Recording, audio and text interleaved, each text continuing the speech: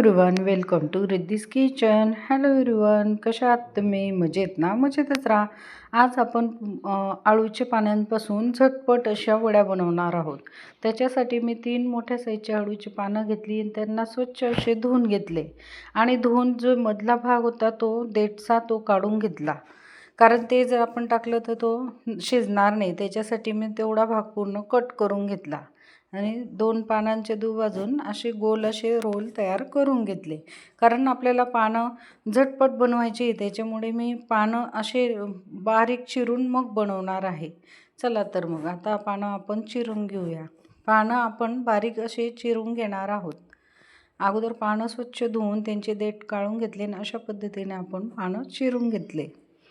ही recipe एकदम झटकीपट होणारी आहे, कारण पानं ना बेसन पीठ लावा वगैरे ते करण्यापेक्षा ही ना मला सोपी वाटते, म्हणून मी अशाच पद्धतीने वड्या ह्या बनवत असते.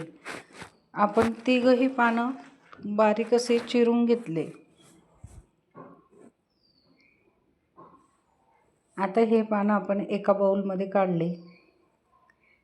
याच्यात आता आपण 1 वाटी बेसन पीठ घालूया. अगोदर थोडंच घातलं मी, बाकीचं साईडला ठेवलं, पण तेवढं पूर्ण टाकणार आहोत. आता याच्यात आपण मसाले टाकूया. थोडी हळद घेतली, चवीनुसार चटणी 1 चमची घेतली, जिरं टाकलं, त्याच्यानंतर धने बडीशोपचं कूट टाकलं. त्याच्याने टेस्ट एकदम छान अशी येते वडीला. आणि ओवा घेतला, ओवा हा हाताने क्रश करून टाकला, त्याच्याने चव एकदम खमंग अशी येते. आणि लसूण बारीक ठेचून ते टाकले. लसूणमुळे आळूच्या वड्यांची चव एकदम छान अशी होते. आणि चवीनुसार मीठ घेतलं, सेंधा नमक टाकलं. आता हे आणि आळूच्या वड्या म्हटल्या म्हणजे कोणाकोणाला घशात त्रास होतो, म्हणून मी अर्धा लिंबू पिळून घेतला.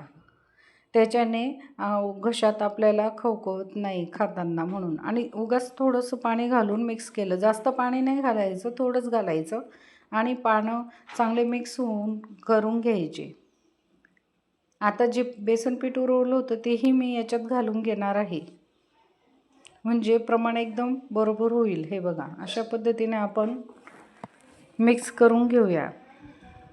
हे बघा, जास्त पाणीही नाही घालायचं, एकदम थोडं थोडं घालून अशा पद्धतीने जास्त आपल्याला हे करायचं नाही. आणि एका इडलीच्या पात्रात मी खमंगच्या डिशमध्ये पसरवून ठेवणार आहे. तुमच्याकडे जर हे पात्र नसेल तर तुम्ही ताटातही वाफवायला ठेवले तरी चालेल.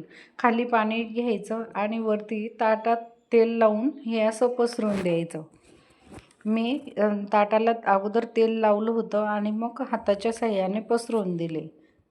तुमच्याकडे जर असं पात्र नसलं तर तुम्ही ताटातही पसरवून शिजवून घेतलं तरी चालेल, म्हणजे वाफवून घ्यायचं आहे. आणि आता याच्यावर पांढरी तीळ ही पसरवून घेतली.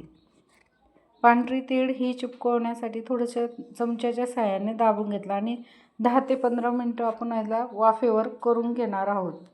15 मिनटं हे सहज लागतात आणि वाफवून होऊन जातात. हे बघा, आता आपण चेक करू वाफवले की नाही. छान असे हे वाफवून झाले आहे. आता आपण यांना बाहेर काढून घेऊया. आता याला चाकूच्या साहाय्याने वड्या पाडून घ्या. वड्या तुमच्यानुसार, तुम्हाला छोट्या मोठ्या कशा वाटतात तुम्ही त्यानुसार पाडून घ्या. हे बघा, अशा पद्धतीने आपण सर्व वड्या पाडून घेणार आहे. किती सहज असे ते ताटातून निघताय, म्हणजे चिपकत नाही. मी चौकोनी अशा वड्या करून घेतल्या. आता तुम्ही अशाही खाऊ शकतात आणि तळूनही खाऊ शकतात. कोणाकोणाला तळलेल्या आवडत नाही, मग त्या अशाही खाल्ल्या तरी चालेल, किंवा शालो फ्रायसुद्धा करू शकता. आणि याला क्रिस्पी होण्यासाठी आपण त्यांना तळून घेऊया. हे बघा, अशाही खाल्ल्या तरी हेल्दी असतात आणि चवीला एकदम छान असतात. आता मी यांना तळून घेणार आहे.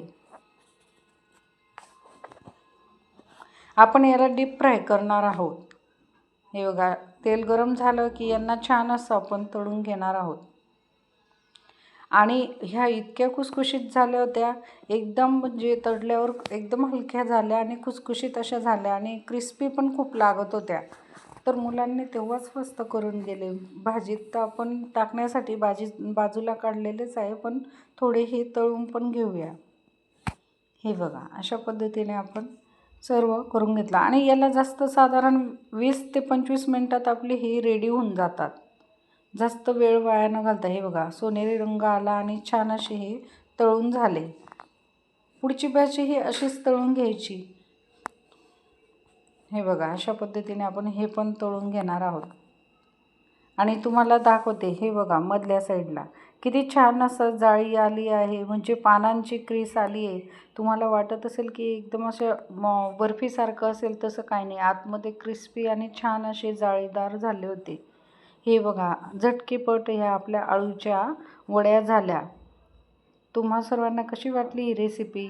तुम्हीही आवडल्यास बनवून पहा आणि रेसिपी आवडल्यास लाईक, सबस्क्राईब आणि शेअर करत जा. आता आळूच्या वड्या तर झाल्या आपल्या, पण आपण त्याच्यात आता मसाल्याचा सारही केला होता, कारण नुसतं त्याच्यावरच आपलं होणार नव्हतं. म्हणून मी मसाल्याचा सार केला, त्याच्यातही त्या वड्या घातल्या आणि बाकीच्या क्रिस्पी म्हणून खाण्यास दिल्या. हे झालं आपलं पूर्ण जेवण. मसालेदार छान असा सार करायचा आणि त्याच्यात टाकायच्या. खायला एवढ्या चविष्ट होत्या की काय सांगणार. चला तर मग तुम्हा सर्वांना आजची रेसिपी कशी वाटली? रेसिपी आवडल्यास लाईक करा, सबस्क्राईब करा आणि शेअर करा आणि झटपट रिद्धीस किचनला सबस्क्राईब करा. धन्यवाद. अशाच नवनवीन रेसिपी पाहत राहा. या सर्वांनी मसालेदार जेवण करण्यासाठी. धन्यवाद.